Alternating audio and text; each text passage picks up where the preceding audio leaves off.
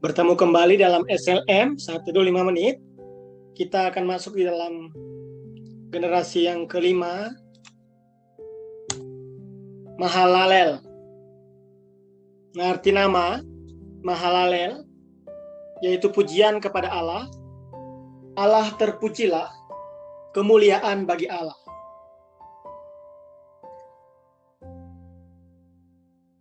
Mahalalel adalah anak laki-laki yang dilahirkan bagi Kenan pada usia 70 tahun. Kejadian pasal 5 ayat 12, 1 Tawarik 1 ayat 2. Mahalalel dilahirkan 395 tahun setelah kelahiran Adam. Mahalalel memperanakan Yared pada usia 65 tahun. Dia hidup 830 tahun lagi dan memperanakan anak-anak lelaki dan perempuan. Mahalalel mati pada usia 895 tahun, 1290 tahun setelah kelahiran Adam. Kejadian 5 ayat 15-17. Mahalalel hidup semasa dengan Adam selama 535 tahun. Dan 243 tahun dengan Nuh. Mahalalel menyaksikan kenaikan Henok pada usia 592 tahun. Nama Mahalalel tercatat dalam silsilah Yesus Kristus dalam kitab Injil Lukas pasal 3 ayat 37. Mahalalel adalah sebuah gabungan kata dari kata benda bahasa Ibrani yang berarti ketenaran, pujian, mahalal, yang berasal dari kata kerja memuji, halal, dan nama Allah, El. Jadi arti namanya adalah pujian kepada Allah. Memuji adalah sebuah lirik dan melodi serta menyanyikan kebajikan Allah yang mengagumkan. Arti kata ini menunjukkan pujian tertinggi bagi alam yang indah dan orang-orang yang hebat. Hanya Allah, pengurus sejarah yang layak menerima pujian dan ibadah yang sejati dan benar. Wahyu 5 ayat 12, Wahyu 19 ayat 1-5. Jadi hal memuji Allah yang tampak bahkan dalam pemberian nama kepada anak menyiratkan bahwa orang-orang pada zaman itu telah bertumbuh dan menjadi sangat dekat kepada Allah melalui ledakan kebangkitan rohani dan pertumbuhan iman. Sepertinya ibadah penyembahan secara formal kepada Allah yang dimulai sejak zaman Enos telah berkembang menjadi sebuah sarang orang-orang kudus di zaman Kenan. Lalu pada zaman Mahalalel, Allah hadir di dalam ibadah yang penuh pujian, Mazmur 22 ayat 4, dan menerima kemuliaan lewat pujian itu. Hanya Allah yang layak dipuji, Wahyu 5 ayat 12. Pujian adalah alasan yang layak dari ciptaan kepada Allah karena Dia adalah Tuhan. Yesaya 43 ayat 7 dan ayat 21. Mazmur 73 ayat 13, Mazmur 105 ayat 1 dan 4, Efesus 1 ayat 6, ayat 12 dan 14. Pujian adalah memuji Tuhan dengan lagu. Mazmur 150 ayat 6 menyatakan, biarlah segala yang bernafas memuji Tuhan. Haleluya.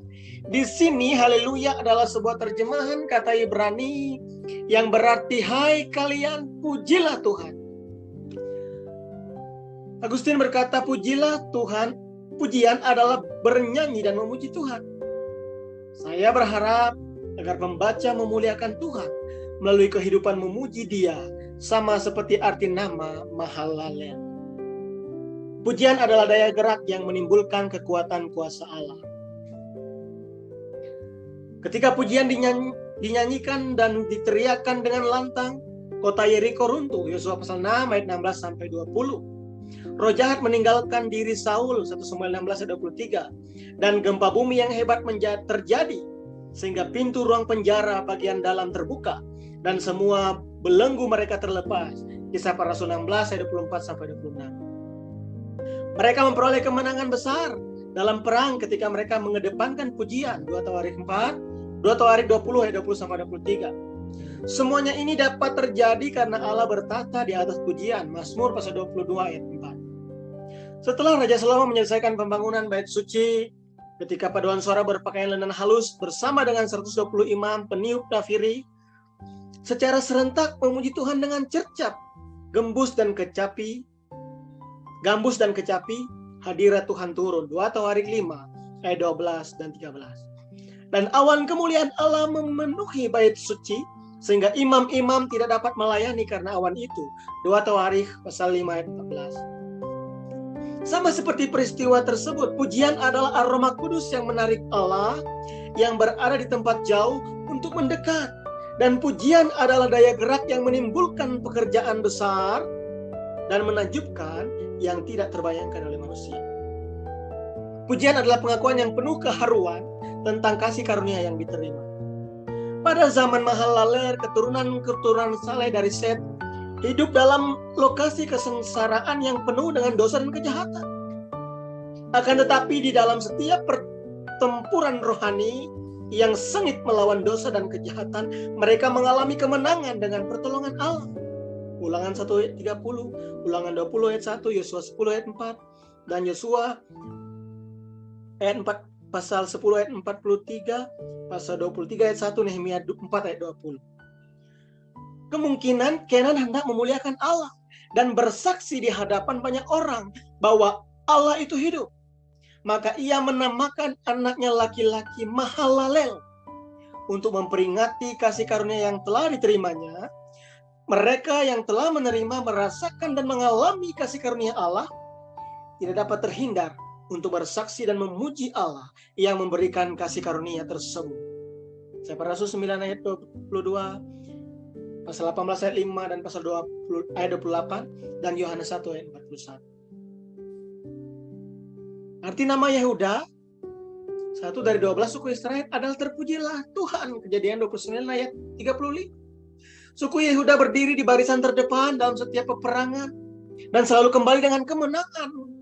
Hakim-Hakim 1 atau sampai 11, 20 ayat 18. Dari sudut pandang sejarah penebusan, Mahalalel adalah gambaran dari Mesias yang akan datang, yang dilahirkan melalui suku Yehuda. Mazmur 78 ayat 68 sampai 70, Ibrani 7 ayat 14, Wahyu 5 ayat 5, dan gambaran tentang pekerjaan penyelamatan darinya atas seluruh umat manusia melalui karya salib, kemenangan melalui kebangkitannya dari kematian, dan pujian yang akan diterimanya. Sesungguhnya sasaran pujian dan penyembahan kita hanyalah Tuhan Yesus kita yang telah menyelamatkan manusia yang lemah dan bagaikan bejana tanah liat dan yang tidak bisa menghindari kematian. Kita bersyukur. Arti nama Mahalalel adalah pujian kepada Allah. Biarlah nama Allah itu dimuliakan dan segala yang kita lakukan itu untuk kemuliaan hanya bagi Allah. Soli Deo Gloria. Tuhan memberkati kita. Amin.